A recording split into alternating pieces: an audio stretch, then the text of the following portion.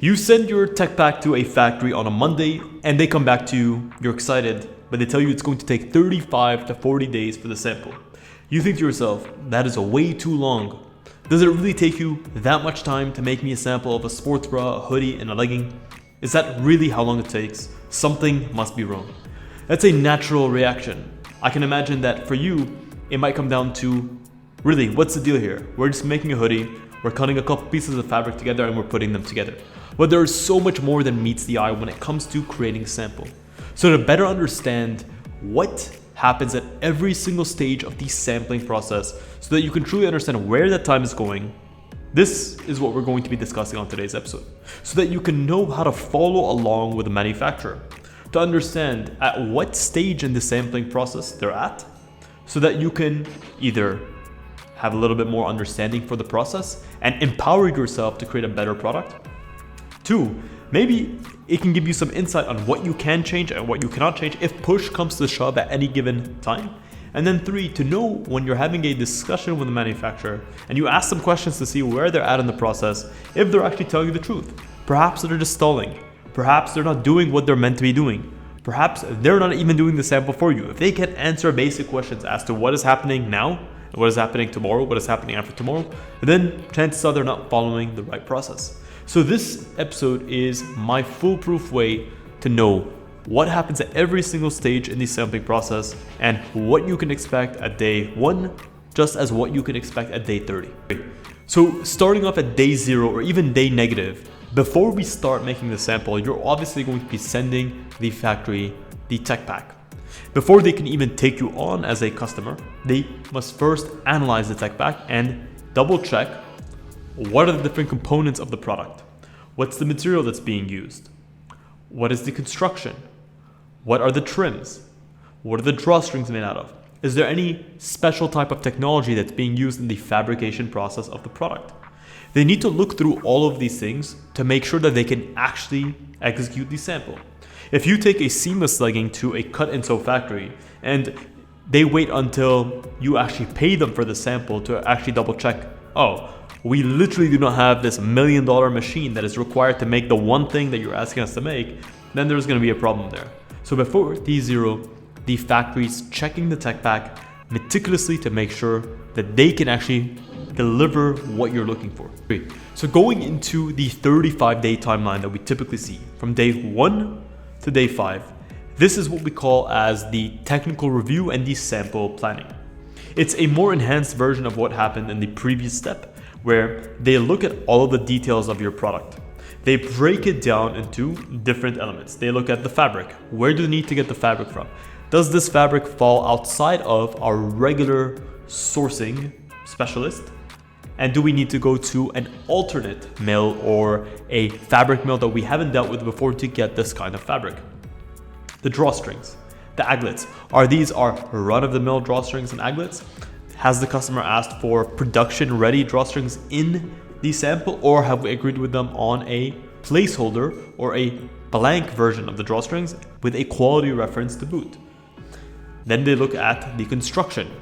What parts of the construction of this garment do we need to pass on to a different factory? For example, if you have laser cut detailing in your product and the factory that you're working with isn't large enough to be able to justify having a laser cutting machine in the warehouse, then they may need to schedule that in to the sample build that at day 10, this will need to go to our partner factory that has a laser cutting machine. Once they've been able to draw all of that out, they've been able to plan ahead. They know where they need to get the fabric. They know where they need to get the prints. They know where they need to get the seaming. They know at what point in the process the pattern maker is going to start working, because of course, not every factory has dozens and dozens of pattern makers. Pattern maker has a long pipeline of actual product that they are developing. So they need to know that at this stage, we're going to book out the pattern maker. Once they have all of that, now they're ready to get off the races. The idea with planning ahead is to make sure that everything lines up, because you could have the pattern maker working on the patterns, but when the pattern is done, the sewing specialists are not ready and available to start sewing. Now, from day 3 to day 12, this is where the fabric, the trims, and the prints, as well as the branding are all arranged. These are the essentials, because The pattern making and the cutting and sewing can be done in-house. Typically, the fabric, the prints, the branding, and all the additional small trims that we need, they will not be made in the same factory. Contrary to popular belief, your factory that you're dealing with isn't the one that's making all of these different elements for you. You might be surprised how many different vendors and how many different factories are actually involved into making something that's as simple as a hoodie. So they will then reach out to their partner factories for maybe to set up the heat transfer. Maybe they're setting up the embroidery. Maybe they're setting up the screen print. They're getting the drawstrings. They may not have the specific drawstrings that you want in stock in their stock room, so they may need to get that. They're getting the fabric done as well. All of these things are being arranged beforehand. They're checking the sizes of the prints. They're checking the quality of the prints. And they are then getting these molds opened to be able to have them to start using on the sample by around day 12. From day 7 to day 15, this is where the actual sewing cutting pattern is created. The sewing pattern is the most essential step of the process when it comes to executing the core silhouette of the product. This is where you have the pattern maker. They will look at the tech pack, and this is why it's essential to have a quality tech pack with a clear sizing chart to signify to the pattern maker what the grade rules are and how the patterns are going to grade, so that way when he makes the patterns, they're being graded correctly. But more importantly, what we call is a technical sheet page, or a points of measurement page that has all of the key measurement points from the chest width to the bottom half width to the neckline half width to the sleeve length. That way when they go to make the pattern, it actually fits the way that you're intended. You cannot rely on the pattern maker to be a designer. The pattern maker is an executor. So you need to give them all of the core points of measurements to be able to create the pattern correctly if you are not a pattern maker yourself. So it's at this stage, the pattern maker will go ahead, they will develop the patterns. That way, when the fabrics and the trims are available, they can start being cut and sewn together. From days 12 to days 24, this is where the sample starts coming to life. You have the cutting, the branding, and the sewing. Once the patterns are done, they will get sent to the sample room. The sample maker will cut the pattern, so they'll cut the individual pieces together. They will then coordinate with the branding department to see which pattern pieces will need, either they'll need some pattern prints on them or they'll need large screen prints. If they do need large screen prints, that screen print is typically applied onto the pattern piece before it is sewn into the garment, especially if it goes edge to edge. So that pattern piece will then need to get sent off to the branding department within the same factory or to a sister factory if that's where the screen prints are done, to get printed on and then to come back to be sewn together. So it's at this stage that all the moving parts of not just the pieces of the fabric, but the drawstrings, the branding, the labels, all coordinate together so that when the garment is assembled at the end, it's assembled correctly and nothing needs to be undone because something has been forgotten.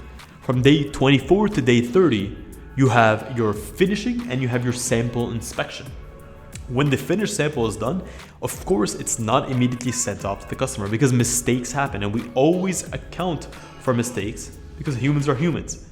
The sample is, of course, visually checked to make sure there's no stains, to make sure that there's no discoloration, to make sure that the logos are aligned correctly, and the garment is turned inside out to make sure that the finishing is clean, that there's no loose threads, that there's no pilling on the fabric.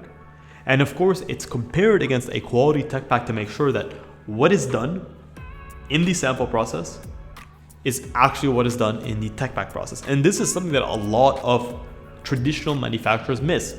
They do not compare the sample against the tech pack, which is why at FittDesign, we specifically focus on making sure that the sample that is created is 100% as per the approved tech pack. Because if what you receive from the manufacturer differs from the tech pack, even if you want to make adjustments, your baseline is shifted. It's much better to know that what you're getting from the manufacturer is done as per the tech pack. That way, if there needs to be any tweaks or fine tuning, that way you always have a baseline or a reference done to. This is why we are meticulous to make sure that the correct fabric has been used, the correct sizing was used, the correct seams have been used. That way, if there does need to be anything that needs to be changed, the discussion that we're having is based on a correct baseline. From day 30 to day 35, this is where you have that final review, that packing, and that dispatch. Of course, this timeline usually doesn't include shipping. For most manufacturers, they will give you the opportunity to ship either yourself or they'll use a traditional courier, a local courier like USPS to ship. Our recommendation would always be ship out by DHL or by FedEx. It's going to be way faster. It is going to be a bit more expensive, but it's going to be way faster. It's going to be tracked and it's going to be insured. And when you do receive it, they're going to ask you to sign for it, and they will not release the shipment until it's been signed for. So it's much easier to track. So at this time, you're arranging with the courier. They're doing a final check on the garment. If it needs to be packed into any specialized packaging, perhaps this is a pre-production sample or a shipping sample, it'll be packed into the packaging. And if images need to be sent beforehand on a mannequin or on an actual person with measurements or flat on the floor with tape measurements, this is when it'll be done.